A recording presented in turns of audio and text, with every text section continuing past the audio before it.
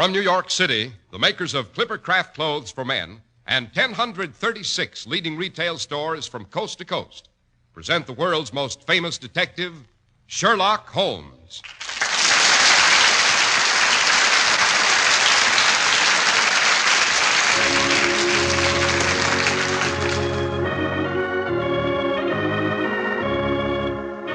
This week's story, The Adventure of the Illustrious Client.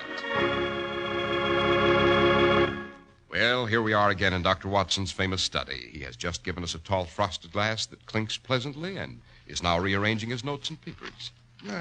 There now, Mr. Harris, we're all set, as you say in America. Good. Then let's get on with it, as you say in England, Doctor. Yes. But tonight I think I'll tell you how Holmes disillusioned a charming young lady and consequently saved her from what is commonly called a fate worse than death.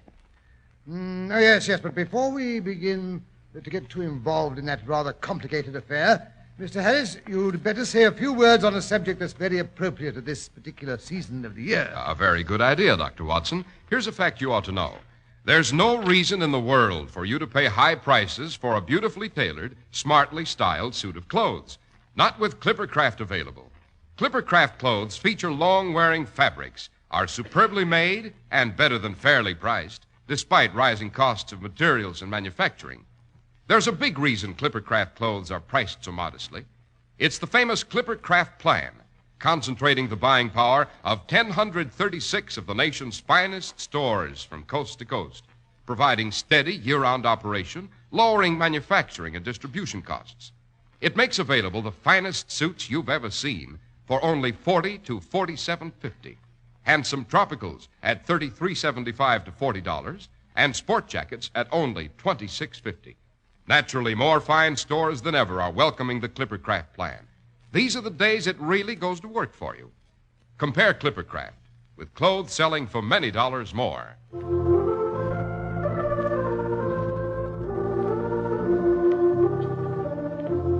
And now, back to the young lady who is about to be rescued by Mr. Sherlock Holmes, no less. Right. It was September the 3rd, 1903, a few years after my marriage, if you remember. Well, I dropped around to Baker Street in the middle of the afternoon. There was Holmes lying on the sofa, pipe in hand, a piece of letter paper dangling from his long, lean fingers.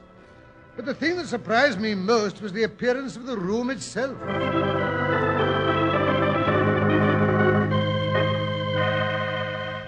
Hello, I say, Holmes, what's up? Have we reached the millennium? What do you mean? Well, I'm alluding to the unprecedented tidiness of the room. Oh, that. It's Mrs. Hudson's doing. Oh. She's got wind of the fact that I'm expecting a call from Sir James Damery this afternoon, and she took a mean advantage of my being out of the house this morning to commit this atrocity. Oh, not a bad idea, either. I won't be able to find anything for weeks. And my hair, look at it. Oh, don't tell me Mrs. Hudson made you brush it. Women are tyrants, Watson. Tyrants. Oh, rubbish.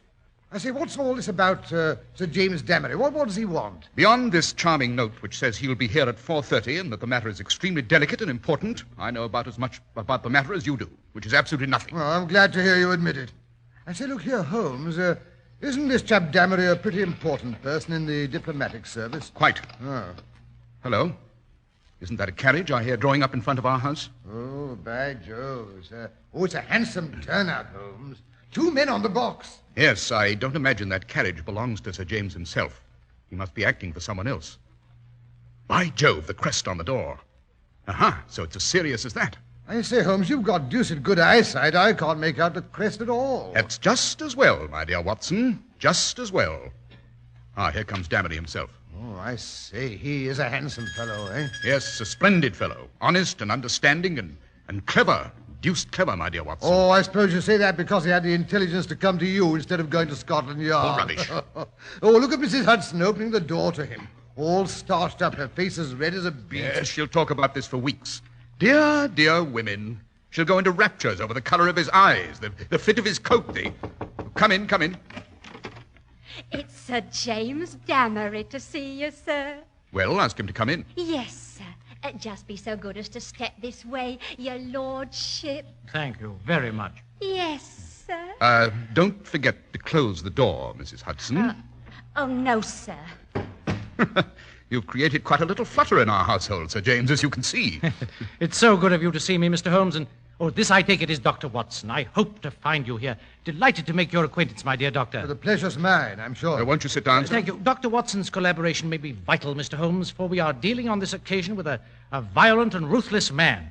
I may safely say there is no more dangerous man in Europe. I have outwitted several opponents to whom that flattering term has been applied. Who is this paragon, Sir James? Have you ever heard of Baron Gruner? The Austrian murderer. So, you have already sized him up as a murderer. It's my business to follow the details of continental crime. I'm as sure that he killed his wife at the time of the so-called accident at Flugen Pass as if I'd seen him do it. Yes. I knew also that he'd come to England and was convinced that sooner or later he'd find some work to do. Then you sympathize with the client in whose interest I'm acting? Yes. And I guessed you were only an intermediary. Who's the principal? Mr. Holmes, I must beg you not to press that question. It is important that his honored name should not be dragged into the matter. I'm accustomed to have mystery at one end of my cases, Sir James, but not at both. I fear I must decline. May I at least lay the facts of the case before you? By all means. You have no doubt heard of General de Merville? Oh, de Merville, the Iron General of Khyber fame, the old bulldog. Why, I remember the great day of... Watson, don't interrupt. Oh, very well. Well, the old bulldog has a daughter, Violet de Merville, young, rich, and beautiful. It is this daughter, this lovely, innocent girl whom we are endeavoring to save from that fiend Gruner. He has some hold over her? She's in love with him, Mr. Holmes. At least she thinks she has a mad infatuation. She's obsessed by the man and proposes to marry him next month. Well, there's very little her family can do, as she is of age and has a will of iron. Oh, her father's daughter, eh? Watson. Oh, sorry. Does she know about the Austrian episode? The rascal has told her every unsavory public scandal of his past life. Foolhardy, eh, Holmes? Always in such a way as to make himself out to be an innocent martyr. Cunning devil. But surely, Sir James, you've let out the name of your client. It must be General de Merville. I could deceive you, Mr. Holmes, by saying so. My dear Damery, it takes more than that to deceive me. Yes, I suppose so.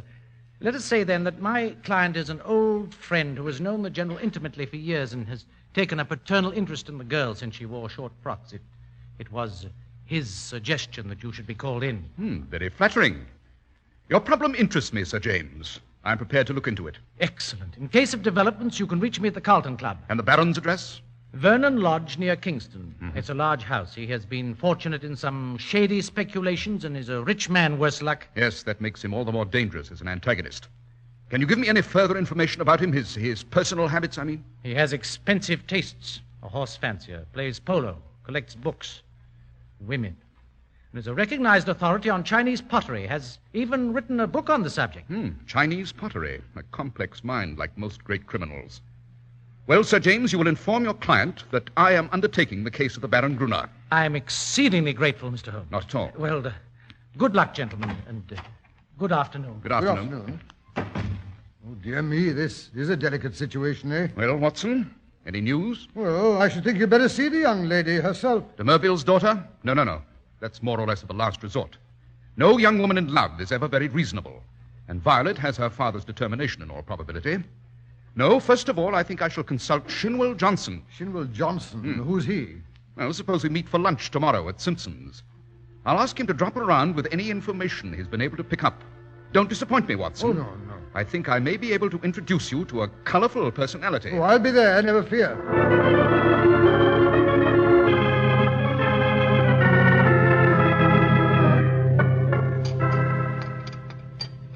Another glass of claret, waiter. Yes, sir.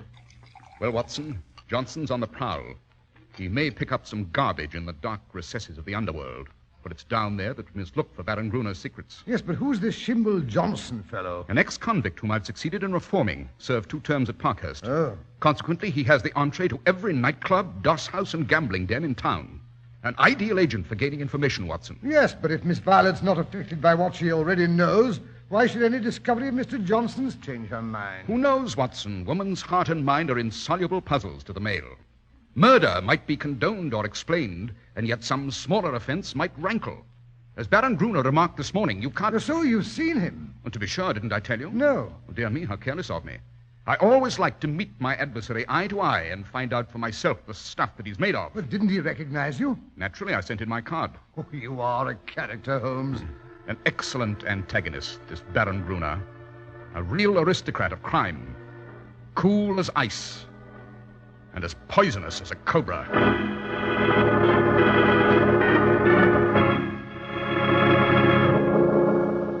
I rather thought I should see you sooner or later, Mr. Holmes. I understand you have been engaged to prevent my marriage to the daughter of General de Merville. Quite, Baron Gruner. My dear fellow, you will only ruin your famous reputation. Let me advise you to draw off at once. Dear me, that was the very advice I was about to give you. If you persist in this marriage, you'll raise a swarm of powerful enemies. Is the game worth it? Surely you'll be wiser if you let the lady alone. You can hardly wish certain facts about your past to be brought to her notice. Oh, pardon my amusement, Mr. Holmes. But it's most amusing to see you trying to play a hand with no cards in it. So, you think I hold no cards, my dear Baron? Let me assure you I have several aces up my sleeve. Bluff, Mr. Holmes. Perhaps you don't realize that I hold the affection of this lady in spite of all the unhappy incidents of my past. I've also told her that certain wicked and designing persons, I hope you recognize yourself, would come to her and try to poison her mind against me. I also told her how to treat them. You've heard of post-hypnotic suggestion? If you call on Violet, you'll have an opportunity to see how it works. Dear little Violet. Such a delightful subject for hypnotism. The hypnotic spell can be broken, my friend. Only by a stronger personality.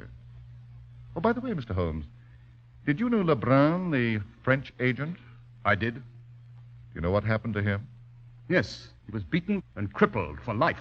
Quite true. Mr. Holmes, by a curious coincidence, he had been inquiring into my affairs only a week before. Don't do it, Mr. Holmes. It's not, lucky.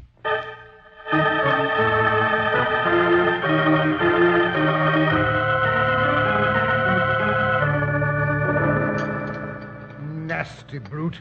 I say, Holmes, you better watch yourself. He'll stop at nothing. Quite. 2 attempts have already been made on my life, Watson. I always disregard the blusterer, but this is the sort of chap who says rather less than he means. Oh, but look, here comes Shinwell Johnson. Huh? The red-faced fellow with the beefy jowls and the tremendous gold watch chain. But I say, who's his companion? The young woman, I mean, with a pale, intense look.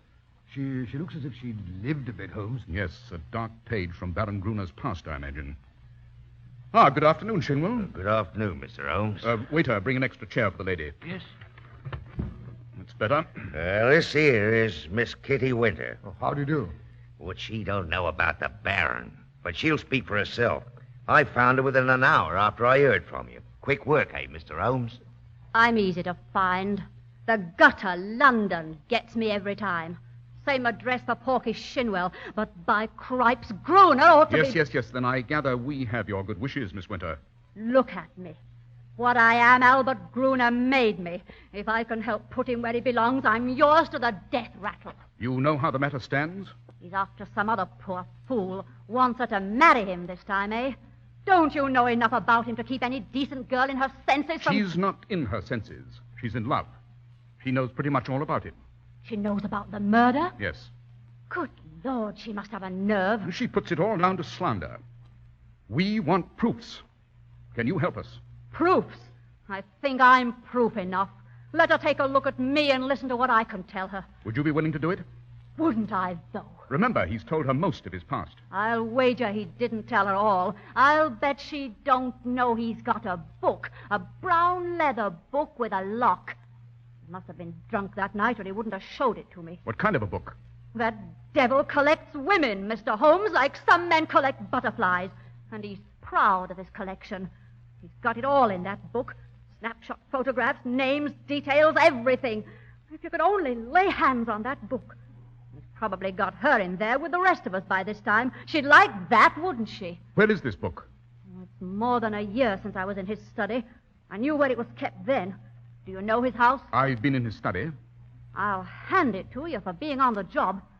Maybe he's met his match this time. Well, the outer study is where he keeps his Chinese crockery.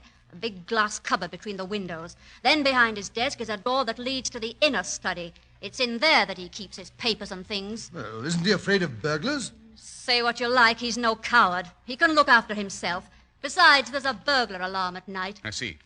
If we could get into that study, Miss Winter, Do you think you could show us where that book's hidden? Sure. Oh, but look here, Holmes, you can't go breaking into a strange house. It's against the law. Quite, and I wouldn't dream of doing it, except as a last resort. But come along, Miss Winter. We'll see how far our legal efforts get us before we turn to other tactics. What do you mean? Suppose we just drop in on Miss de Merville for a little chat.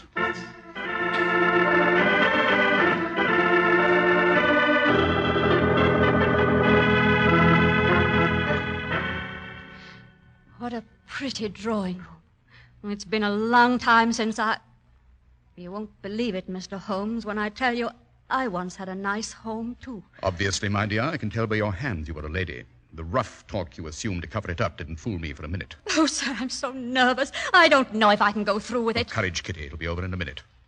Quiet, someone's coming. Ah, Miss de Merville, if I'm not mistaken. Mr. Holmes, I presume. Quite. Pray be seated. I've been expecting a visit from you. You have called, as I understand, to malign my fiancé, Baron Gruner. It's only fair to warn you, Mr. Holmes, that you're wasting your time. Nothing you can say will have the slightest effect on my mind. My dear young woman, I wonder if you realize what it means to be married to a murderer. And worse. His reputation will bar you from decent society in any civilized country. How can a woman of your upbringing consent to... Mr. Holmes, I'm aware that my fiancé has had a stormy life in which he has incurred bitter hatreds. You are only the last of a series to slander him. Don't think that I don't know your motive. You're a paid agent who would have been equally willing to act for the Baron if he'd consented to pay your price, but he refused. Oh, really, Miss de Merville? Moreover, Mr. Holmes, I am not clear why you should bring this person into my drawing room. I haven't the slightest notion who she is. No? Well, I'll tell you who I am. I'm his last victim. He'll kill you, that's what he'll do. It may be a broken back or a broken heart, but he'll break you one way or the other. I don't need your protection, thank you. Oh, it's not for love of you I'm speaking. I don't give a tinker's curse if you live or die. It's because I hate him, do you hear? And you needn't look at me like that. God knows you may be lower than I am before you're through. Let me say once for all that I'm aware of 3 passages in my fiancé's life when he became entangled with designing women. 3 passages? 3 passages, she says. Oh, you fool. You fool. Wait till you see that book.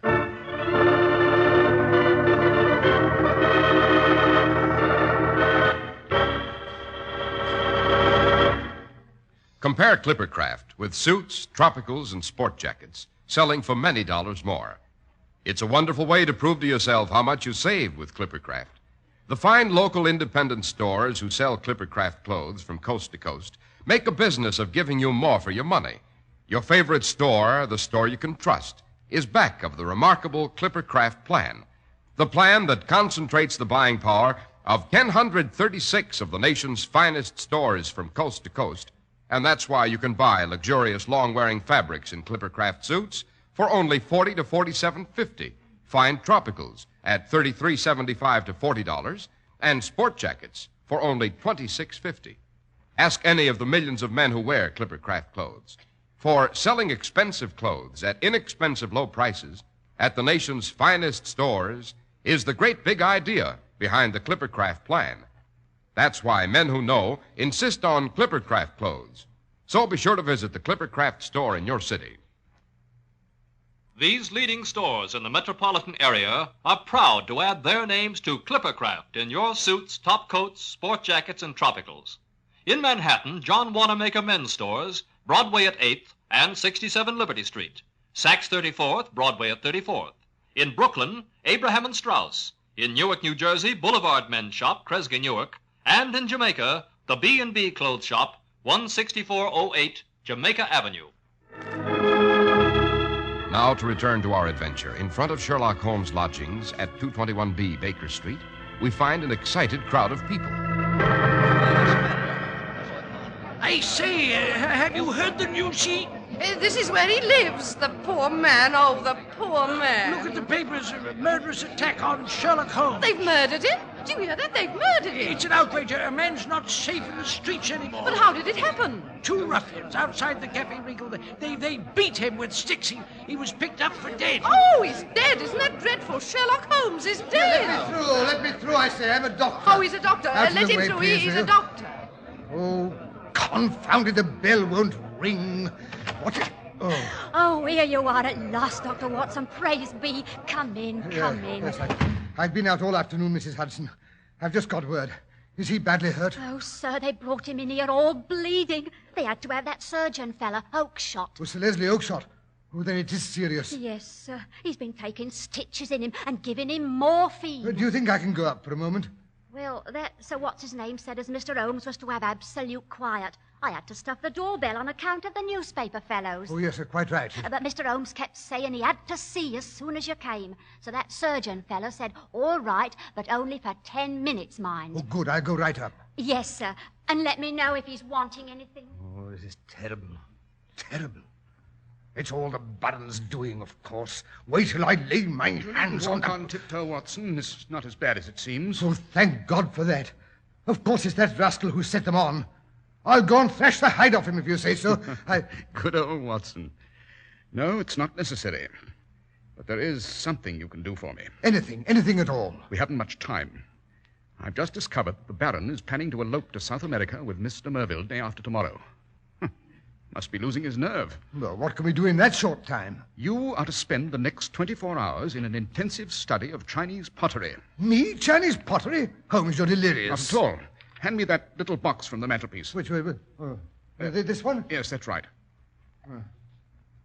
Only open it for me, will you, Watson? These clumsy bandages. I don't want to run any risk of breaking it.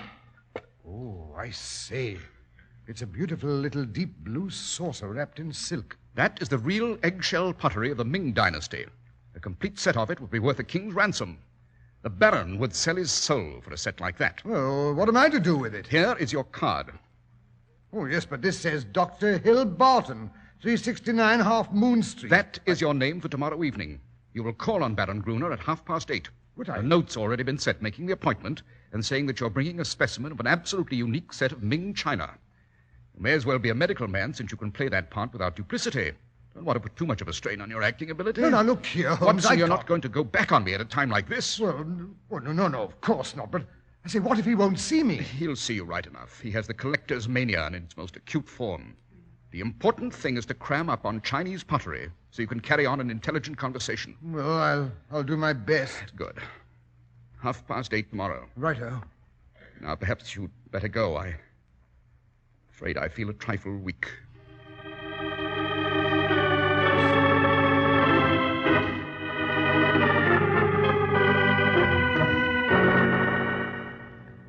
I'll find out if the Baron will see you, sir. I believe he's expecting me.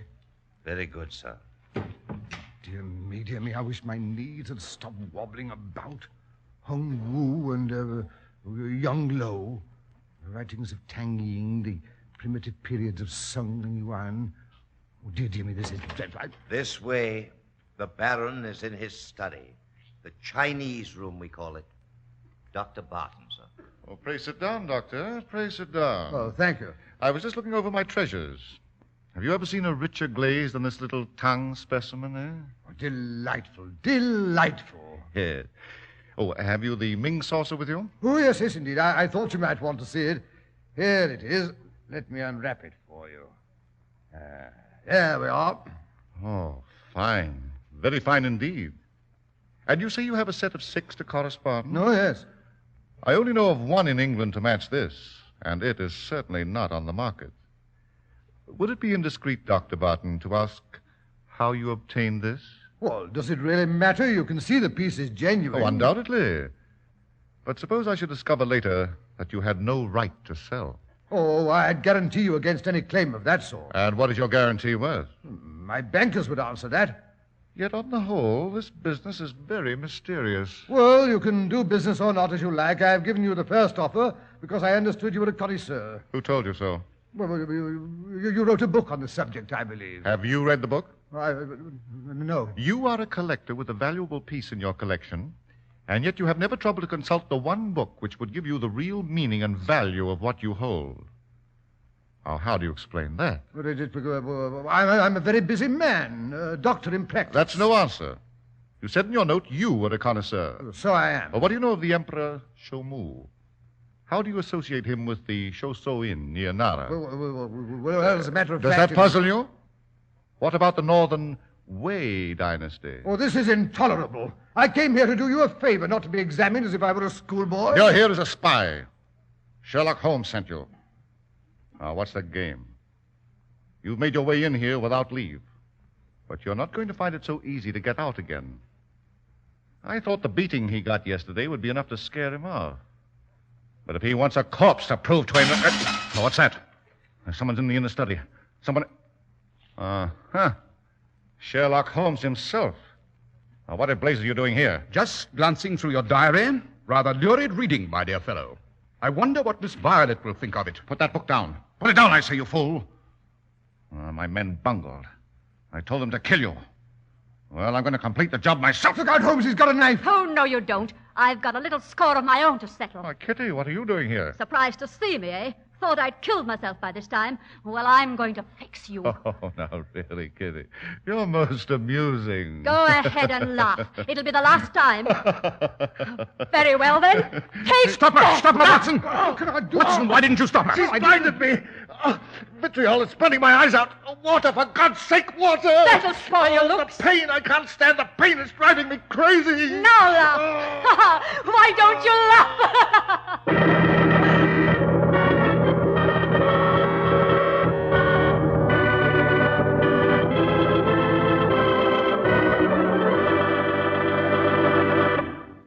What a story, Doctor. And did Miss de Merville break off the engagement when she saw the Baron's love diary? Oh, dear me, yes. Sir James came and collected it and the little saucer of Ming china the afternoon after an encounter with Gruner. The diary was in the Baron's own handwriting. There was no way of getting around that. The wages of sin, my dear Mr. Harris, the wages of sin. Be sure your faults will find you out. Say, Doctor, apropos of nothing at all, was Mr. Holmes arrested for housebreaking? Now, what an idea. Well, there was some rumor about a prosecution, I believe, but when the purpose is good and the client sufficiently illustrious, even the rigid British law becomes human and elastic. Holmes is yet to stand in the dock. And the illustrious client, Doctor, did you ever find out who he was? Well, I could make a good guess. On Sir James' second visit, I escorted him down to his carriage, and quite by accident, mind, I caught a glimpse of that coat of arms before Sir James threw his overcoat half out of the window to cover it. And who was it, Doctor? Oh, I couldn't dream of telling. Beyond the fact that he was a loyal friend and a chivalrous gentleman, and his coat of arms had 3 ostrich plumes on the top. And, of course, you haven't the remotest idea. Oh, certainly not. And now, Doctor, how about giving our friends and listeners a hint about next week's story? Next week, now let me see. Oh, yes, next week I think I'll tell you about some yellow roses that refused to die, and how they nearly caused the death of a lovely young second wife, who heard the voice of her husband's first wife calling to her from a watery grave.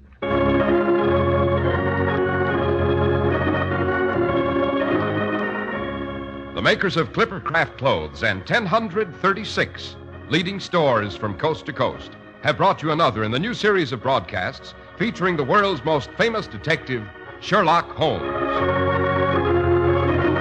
Our stories are based upon the character Sherlock Holmes, created by Sir Arthur Conan Doyle. Sherlock Holmes is played by John Stanley, Dr. Watson by Alfred Shirley, and the dramatizations are by Edith Meiser. Sherlock Holmes is produced and directed by Basil Lochran, with special music by Albert Berman.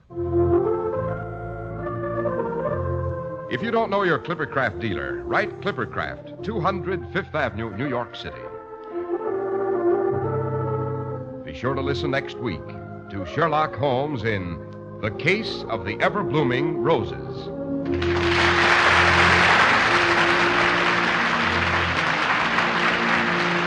This is Cy Harris speaking for Clippercraft Clothes. This is the Mutual Broadcasting System.